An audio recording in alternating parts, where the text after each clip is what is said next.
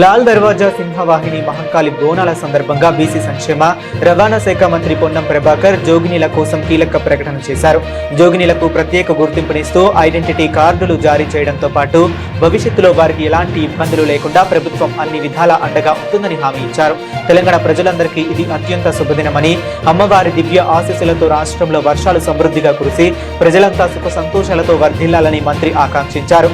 తెలంగాణ సంస్కృతి విశిష్ట సాంప్రదాయాలకు ప్రతీకగా నిలిచే బోనాల జాతరను ప్రభుత్వం ఎంతో ప్రతిష్టాత్మకంగా నిర్వహించిందని తెలిపారు. అమ్మవారి దర్శనం కోసం భక్తులు భారీ సంఖ్యలో తరలి రావడంతో కాస్త ఒత్తిడి పెరిగినప్పటికీ భక్తులకు ఎలాంటి ఇబ్బందులు కలగకుండా అధికారులు సమన్వయంతో సేవలు అందించారని కొనియాడారు.